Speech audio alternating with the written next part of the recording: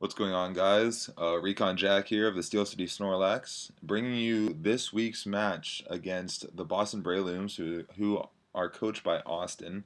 Um, this week, I want to start off with the team builder. Gonna try to go into Cap's vein of recording here, except this is gonna be post com because I decided to do this after the fact. So, hopping into it, we have Bugatti, our Excelgor, and this guy has been a staple. Every week that I've brought him, I haven't been let down. I really like the choice scarf set. It lets me outspeed pretty sure like everything that anyone's drafted. So I'm not worried about getting outsped here. He has a sticky hold in case I get knocked off. He's gonna maintain that choice scarf. He's packing the U-turn, knockoff, focus blast, and final gambit. So just talking about this move set with the EV spread real quickly. U-turn is with the attack investment that I have given it. It's going to 100% OHKO the Zorark with no defense investment. So if he leads Zorark, trying to disguise it as something else, and I get that U-turn off, then that's going to be a dead Zorark in the first turn of the match, which will be huge. Knockoff obviously is it's knockoff. I mean, what can you say about it? It's just a great utility move in case I need it, in case something's giving me problems. Just get rid of its item. The Focus Blast is primarily for the Mega Steelix that he's packing, and the Final Gambit can deal with pretty much anything on his team. Like the Blissey, of course, has a huge HP stat, so I'm not trying to Final Gambit on that. But really, anything else doesn't appreciate the final gambit. So I'm pretty free to do that whenever I feel like. This speed investment allows me to outspeed his. I think a choice scarf jump luff is his fastest mon. So yeah, the U-turn. I put the EVs, 108 EVs into attack to make sure that I can OHKO the Zorark with a U-turn. I put 108 EVs into speed to outspeed Scarf Jumpluff. I put 148. What did I do this for? 148 EVs in a special attack with a special attack nature. What does that do for me again? I do not remember exactly what that does for me. I think it does something to do with Mega Steelix. I'm pretty sure. And then the 144 um, in HP is just so that final gambit can hit as hard as it can. Moving on, we've got Charcoal, our Heatran, rocking the air balloon with Flash Fire, just in case he brings the Pyroar. I can take a fire type move. The air balloon is like if I get trapped by Gothitelle, it can't HP ground me unless it hits me first. Um, I'm rocking Flamethrower, Ironhead, Taunt, and Toxic. So this set is actually I made it to deal with the Blissey. So my thinking was if he ever had Blissey, I would just come in with my Heatran, I'd taunt it, and then it'd only be able to Seismic Toss me while I can Toxic it and I can Iron Head it. Although I'm uninfested in attack, Iron Head still does about 35% damage, if I remember correctly. Um, so this was made to counter Blissey. And then the flamethrower obviously is for that Mega Steelix. It can hit the jump up. It hits a Scolipede. Um, it hits, I mean, pretty much. Oh, and the Scavalier. How could I forget about that? So yeah, this is just like the anti Blissey set plus coverage. Next, we're gonna go into Beaumont, my Mega Gardevoir with the traceability. It's unfortunately it's rocking the Moonblast, Psyshock, HP Fire, and Destiny Bond. So originally I had been running this when I first created this team. I'd been running my Gardevoir as a Scarfed set, which is why I had the Moonblast. But then, like kind of at the last moment, I changed it to the Mega. and I forgot to change Moonblast to Hyper Voice. So I was rocking the Moonblast like a G. Moonblast obviously hits that Conk, it hits that Zoroark, it hits a lot of other things for neutral damage. The Psyshock mainly for the Blissey, and obviously it can also hit the Conk. And if Conk is rocking the Assault Vest, I'm gonna want to use Psyshock over Moonblast. Um, I'm using that rocking that HP Fire for the Escavalier and for things like the Scolipede. And then I have a surprise Destiny Bond just in case I need to get rid of a threat and I know that I outspeed it. I can just click that button and yes, my Gardevoir is gone, but so is his problem Pokemon. So this is a modest max special attack, max speed Gardevoir. Nothing else to say about that really. The next mon we have, whose picture doesn't want to show up right now, is Haku the Kingdra, holding the Lumberry with the Sniper ability. I'm not bringing the Rain this week, and I don't think that he's going to be exploding or self-destructing, so I don't need to bring Damp. I'm not relying on crits, but if I do crit, I'd like to get that boost from Sniper. Um, this is a DD setup with Waterfall Outrage and the Ice Beam, actually. The Ice Beam for the Jumpluff. Um, and the Braviary, but mainly for the Jumpluff, I had it for. I'm rocking 252 attack with a positive attack nature, negative special defense nature. I didn't want to I didn't want to put a negative special attack nature in because I'm rocking that Ice Beam. So I actually invested 76 EVs into special attack to make sure that I can pick off that Jumpluff with the Ice Beam. I put 92 EVs to, what did I do that for? It was to outspeed something. So originally, I'm doing this after the fact, which is not the way I should be doing it because I'm not remembering like certain reasons why I EV things. But originally, this was a sticky web team, and I was bringing the Smargle.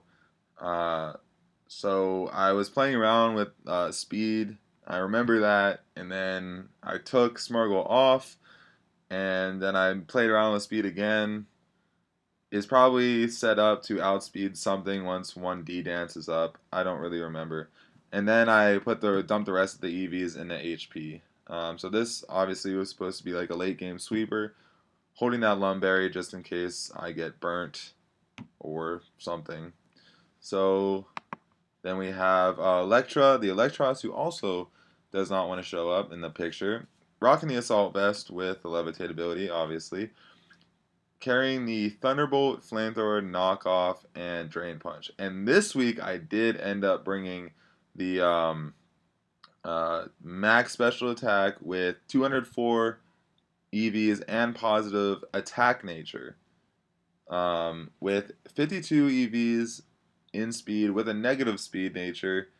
No, that's to make sure I'm outspeeding an uninvested something on Austin's team. I don't remember what it is at the moment, but the Drain Punch, obviously, that's going to be for Blissey and the Zoroark, I guess. Knockoff, that's for if I get trapped by Gothitelle, or really for anything. It's always good to have knockoff. Knocking off your opponent's items can be huge. Flamethrowers for that Steelix, for that Escavalier, for that Jumpluff, and then Thunderbolt obviously is for that Milotic, which I'm really worried about. That thing is just straight bulk, like such a pain in the ass to deal with.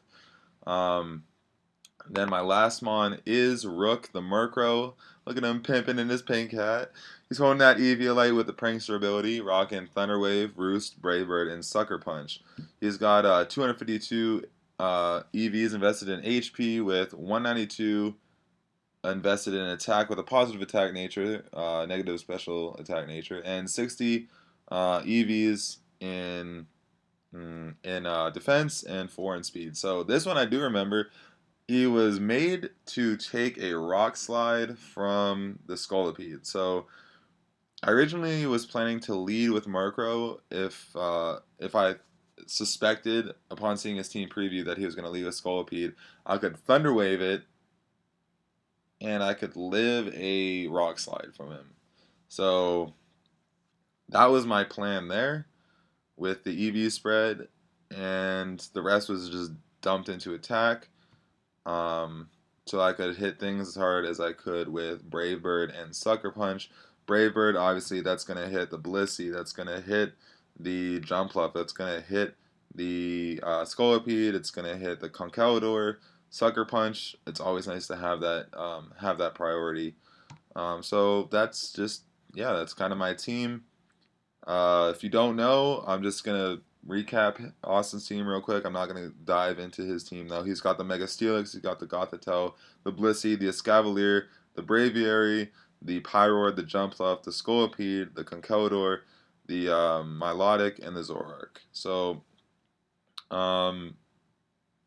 really, I'm worried about that Conk. It's always a big threat. It's just super bulky. Milotic is also a super bulky Pokemon. I don't really have too many answers for it. If Electros goes down and I can't Final Gambit it.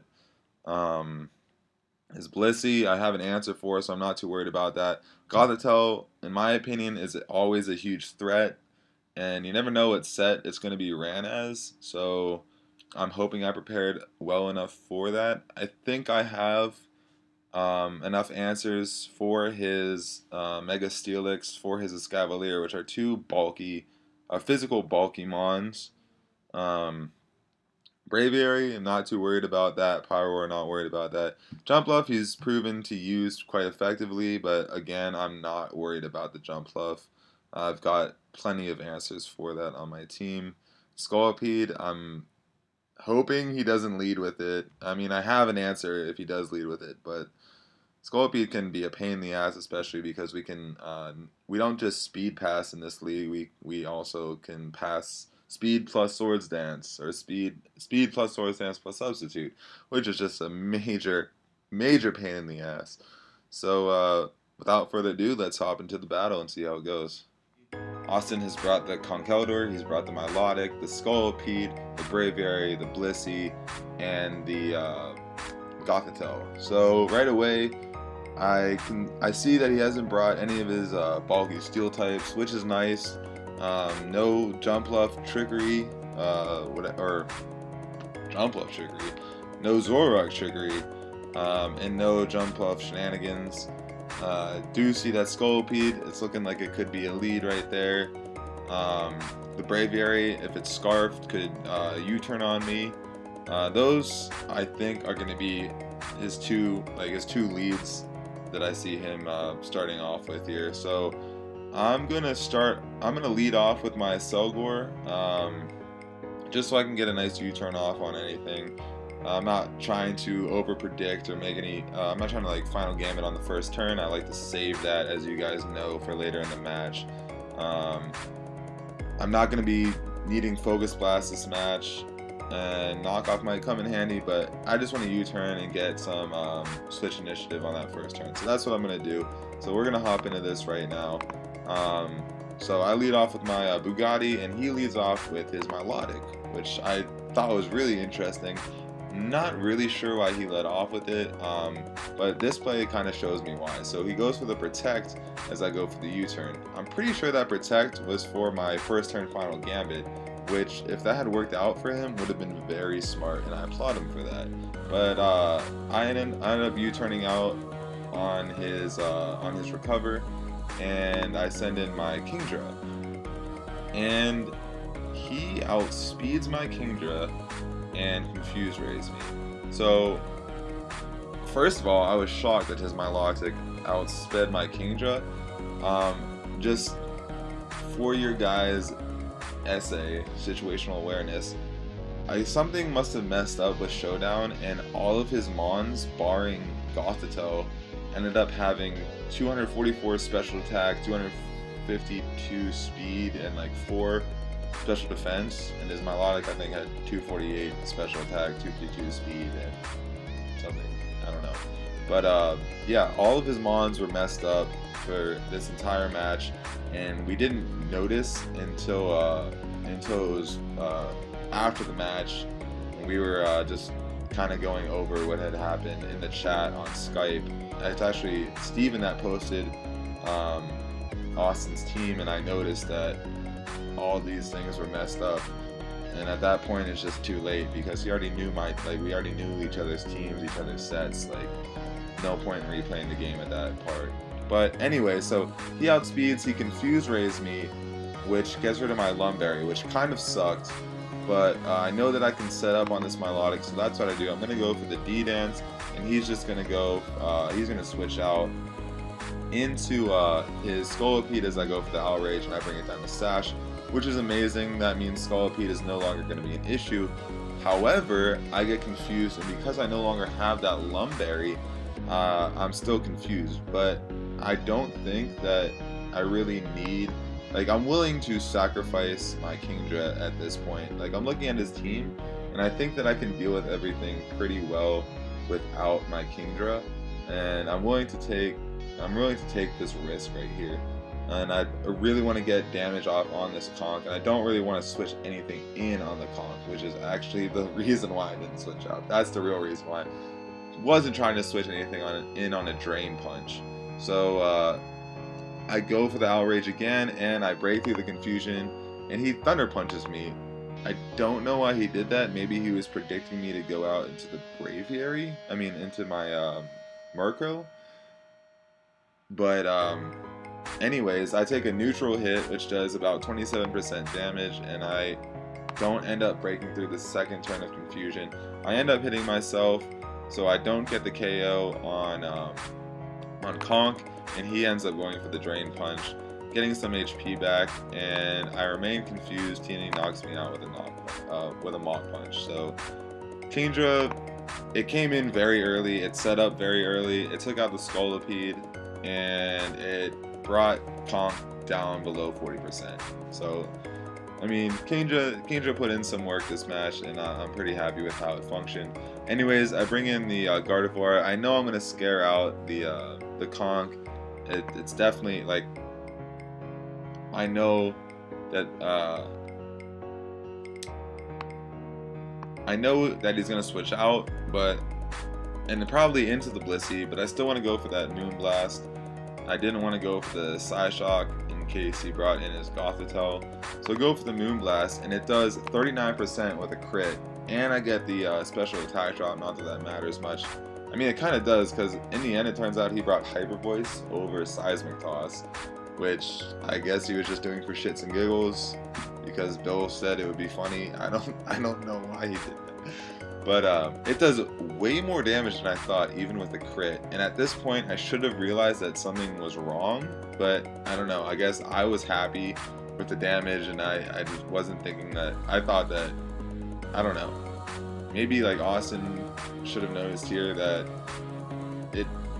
his EV spread on his Blissey wasn't what it was supposed to be. But anywho's, that doesn't happen. I knock it down to 39%, and then I'm just going to pick it off with a Psyshock. So the Blissey is down. A huge wall on his team is down, so I'm super stoked for that. And he brings in his Gothitelle, which traps my Mega Gardevoir. So I can't switch out here. Y'all know my moveset. So he goes for the Signal Beam, and he gets the Confusion. So that's 2 times I've been confused this match so far. I'm already hating all this confusion hacks. I hit myself, so I don't get off my Moonblast, which kind of pissed me off. And he Signal Beams me again. I know that he's Scarfed. Obviously, he's Scarfed because he's outspeeding my Mega Gardevoir. And this time I get my Moonblast off. I do like 80% damage to him, and he switches out into his Milotic as I hit myself again with Confusion. And now that I'm free, I want to conserve my Gardevoir.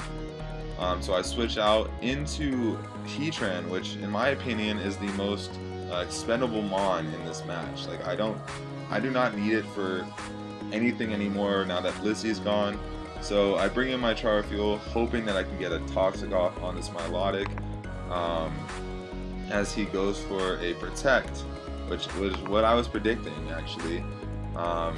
And Now he's going to scald me. I know I can take at least one scald. I go for the Toxic. Thankfully, I landed, which means that now my Milotic's on a timer, which is huge for me because my Milotic is such a pain in the ass, just like I mentioned in the team builder.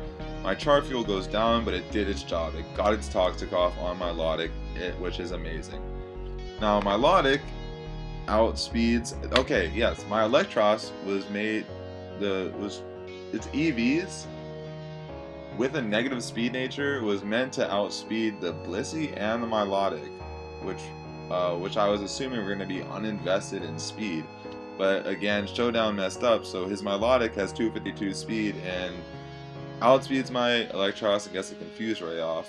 Third time I've been confused. What the fuck is up with these confusions? I really hate that 50-50 flip of the coin. It's like the stupidest RNG in this game. But anyways, I get the Thunderbolt off, thankfully. He takes some toxic damage. And I end up switching out because I'm confused and I don't want to risk the hit. I don't want to risk hitting myself. So bringing my Murkrow, I feel like I can stall out the Milotic with Roosts, and I know that I can take its Scalds. I'm just hoping that I don't get burnt, but it turns out that I do get burnt, which is unfortunate, which means my Brave Birds aren't going to be doing as much as I want them to, but I still think I can take on the Conch pretty safely with my Murkrow. So my Milotic drops the Toxic, and I'm sitting at 40% health with my Murkrow, and he brings in his Brave Berry. So his Brave Area set was supposed to be, if I remember correctly, max HP and I think max speed? I don't remember what he said. Maybe max HP, max defense, max HP, max special defense. I don't remember, but again, it's 244 special attack, 252 speed. And so it's not as bulky as he thinks it is. And I obviously have no idea what this set is at the moment, but I go for that nice Thunder Wave, fearing that, or trying to get it paralyzed, just in case it is a Choice Scarf. I can come in with my Gardevoir and pick it off later. But he ends up getting paralyzed, so I'm still not sure what he wants to do at this moment. But now I can start trying to do some shit damage to it, because at this point I'm ready to let go of my Murkrow. So I'm just kind of, I already knew I was going to throw it away here. I didn't need it anymore in the match. But, so I go for the Sucker Punch, do about 25%, and he gets paralyzed again. He hasn't been able to move in 2 turns, which is huge. I'm racking up burn damage now, so I go for the Roost, and he gets paralyzed again for the 3rd time in a row. I apologize for that, Austin. It's part of the game. So I shouldn't apologize for it. I know that there's that 30% chance that it's going to paralyze, and yes, that is always huge. And I try to use paralyze. I bring it for speed control, especially without webs. Speed control is always huge to have in a match, especially with my team. My team is lacking in speed, if you guys haven't noticed. Like barring the Selgor, I don't have anything that breaks the 100 base speed tier, so that Prankster paralysis is huge for me. But unfortunately, he gets paralyzed 3 times in a row, and I hate seeing that, but it is part of the game. So I'm pretty happy at this point, and I just end up going for a Brave Bird just to see how much damage I do. I actually end up doing 30% as he goes for a substitute, which lets me know that I can break his substitutes even though I'm burnt. I can break them with a Brave Bird. So I'm going to break this substitute with another Brave Bird as he goes for the Roost, I believe. Yes, he goes for the Roost, and I'm just going to attack in again. I don't want him setting up a sub on me. So I attack in. No, I Roost. Oh, why did I do that? Okay, I Roost. He Brave Birds, and I drop to the burn. But he is not behind a sub. So I bring in my Electros, and I can pick it off with a Thunderbolt, I know. So he knows that too, so he switches out in a Conch, who I believe he was Assault Vested. So he thought that he might be able to live a hit from Electros, but as we all know, his EV spread was fucked up. So he drops to a Thunderbolt, and his his Choice Scarf, Gothitelle isn't going to be able to do enough. I'm Assault Vest as well. I knock it out with a knockoff, and the Braviary is going to come in, and I'm just going to pick that off with a Thunderbolt. So that was a good game. Austin, I end up winning with a 3-0 differential. So just kind of reflecting on this match, I'm realizing that I don't need Smeargle to use my team efficiently. So originally, like, Sticky Webs was like a huge component to my team, and I really felt like I needed it, and I was planning on bringing it to this match, and I was having a really hard time like getting rid of that Smeargle slot for something else. Actually, Electros ended up taking the Smeargle slot, but I feel like my team has the speed control it needs, what with Prankster, Thunder Waves, and it has my Selgor with Final Gambits, and if I Scarf it, it's gonna outspeed anything, and I can set up Dragon Dances and EV correctly to outspeed things once I'm at +1 with my Kingdra, who I like to run with HP investment, so I know I can take a hit and set up. So I'm feeling like Smeargle, like, yes, I love Smeargle, but as you guys have seen, I've started to bring it less, and so we'll see how like the rest of the weeks progress. But I'm feeling like I'm not needing that Pokemon. I'm not needing it to win anymore. So it's opening up another slot on my team for me, which is huge, which allows me like a lot of possibilities. So I'm excited to see what I can do now in the future. The 3-0 victory, the 3-0 win against Austin is nice. I think I'm sitting at 4-3 now. So we're kind of going up the ladder now a little bit. Hoping that I can win a few games in the future and knock some other guys down on the ladder, so I'm higher up and hopefully can snag a playoff spot, because that's everyone's goal, is to get as far as they can in this league. What else do we got for you guys here? I don't think I have anything else I need to touch on right now. So anyways, GG Austin, you played well. Oh yeah, that reminds me, the last thing that I wanted to cover, please everybody, make sure before you hop into a match that your sets are right. Just go into your team builder, like send a challenge or get the challenge sent to you. Before you click that accept button, go into your team builder and check your sets. Make sure your Pokemon have the right moves. Make sure they have the right EV spreads, because everyone knows like technology fucks up sometimes, and it's been happening a lot lately with people's move sets and people's EV spreads. They're just like not, when they come to the match, they're not what they're supposed to be. So just double check, triple check, and hopefully we can avoid these kind of problems in the future. Again, GG Austin, great match. Hope everyone else had a great week 7, and I'll see you guys all for week 8. And for now, this is Recon Jack signing off.